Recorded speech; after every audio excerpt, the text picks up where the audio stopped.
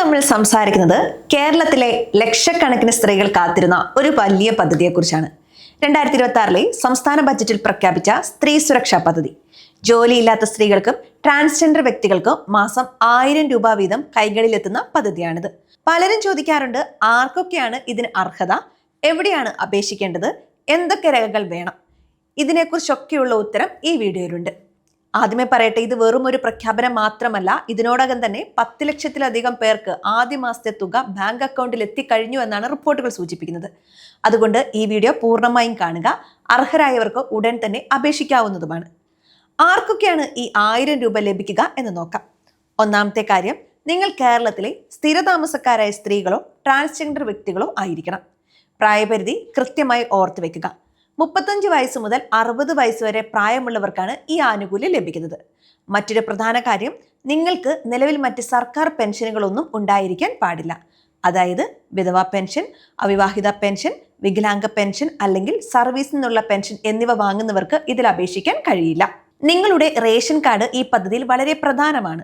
മഞ്ഞ കാർഡ് ഉള്ളവർക്കും pink card ഉള്ളവർക്കും, അതായത് അന്ത്യോദയ, അന്നയോജന അല്ലെങ്കിൽ മുൻഗണനാ വിഭാഗത്തിൽപ്പെട്ടവർക്കുമാണ് ഇപ്പോൾ അപേക്ഷിക്കാൻ സാധിക്കുന്നത്. ഒരു പക്ഷേ നിങ്ങളുടെ കാർഡ് നീലയോ വെള്ളയോ ആണെങ്കിൽ ഈ പദ്ധതിയിലേക്ക് പരിഗണിക്കില്ല എന്ന കാര്യം പ്രത്യേകം ശ്രദ്ധിക്കണം. അതുപോലെ തന്നെ കേന്ദ്ര സംസ്ഥാന സർക്കാരുകളിൽ സ്ഥിരമായോ കരാർ അടിസ്ഥാനത്തിൽ ജോലി ചെയ്യുന്നവർക്കും ഇതിന് അർഹതയുണ്ടായിരിക്കില്ല. ഇനി അപേക്ഷിക്കാൻ എന്തൊക്കെ രേഖകൾ വേണമെന്ന് നമുക്ക് നോക്കാം. പേടിക്കേണ്ട, വലിയ നൂലാമാലകളൊന്നും ഇതിനകത്തില്ല. നിങ്ങളുടെ ആധാർ കാർഡ്, മഞ്ഞയോ പിങ്ക് നിറത്തിലുള്ള റേഷൻ കാർഡ്, ബാങ്ക് പാസ്ബുക്കിന്റെ പകർപ്പ് അല്ലെങ്കിൽ ക്യാൻസൽ ചെയ്ത ചെക്ക് എന്നിവ കൈവശം വെക്കണം. ബാങ്ക് അക്കൗണ്ട് നിങ്ങളുടെ പേരിൽ തന്നെ ആയിരിക്കണമെന്നതും ആധാർ ലിങ്ക് ചെയ്തിരിക്കണമെന്നതും നിർബന്ധമാണ്. കാരണം തുക നേരിട്ട് നിങ്ങളുടെ അക്കൗണ്ടിലേക്കാണ് വരുന്നത്. ഇതിനൊപ്പം ഒരു സ്വയം സാക്ഷ്യപ്പെടുത്തിയ സത്യപ്രസ്താവനയും നൽകേണ്ടതുണ്ട്. എങ്ങനെയാണ് അപേക്ഷിക്കേണ്ടത് എന്നല്ല ഇപ്പോൾ ചിന്തിക്കുന്നത്. ഇപ്പോൾ എല്ലാം വിരൽത്തുമ്പിലാണ്. സർക്കാർ പോർട്ടലായ കെ-സ്മാർട്ട് വഴി നിങ്ങൾക്ക് ഓൺലൈനായി അപേക്ഷിക്കാം. നിങ്ങളുടെ ഫോൺ വഴിയോ അല്ലെങ്കിൽ അടുത്തുള്ള അക്ഷയ കേന്ദ്രം വഴിയോ അപേക്ഷ സമർപ്പിക്കാവുന്നതാണ്. കെ-സ്മാർട്ട് വെബ്സൈറ്റിൽ കയറി നിങ്ങളുടെ മൊബൈൽ നമ്പർ ഉപയോഗിച്ച് രജിസ്റ്റർ ചെയ്യുക. വെൽഫെയർ സ്കീം എന്ന വിഭാഗത്തിൽ സ്ത്രീ സുരക്ഷാ സ്കീം എന്നത് തിരഞ്ഞെടുക്കുക. അവിടെ ചോദിച്ചിരിക്കുന്ന വിവരങ്ങൾ നൽകി രേഖകൾ അപ്ലോഡ് ചെയ്താൽ മതി. അപേക്ഷ നൽകി കഴിഞ്ഞാൽ ഒരു അക്നോളജ്മെന്റ് നമ്പർ ലഭിക്കും. ഇത് സൂക്ഷിച്ചു വെക്കണം. ഇനി ചിലർക്ക് പറ്റുന്ന പ്രധാന തെറ്റുകൾ പറയാം.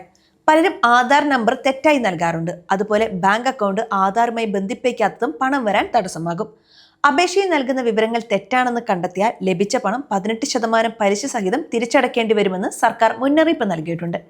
അതുകൊണ്ട് സത്യസന്ധമായ വിവരങ്ങൾ മാത്രം നൽകുക. പലർക്കും സംശയമുണ്ടാകും, ഇതിന് അവസാന തീയതിയുണ്ടോ എന്ന്. നിലവിൽ അപേക്ഷകൾ സ്വീകരിച്ചു വരികയാണെന്നും റിപ്പോർട്ടുകൾ പറയുന്നു.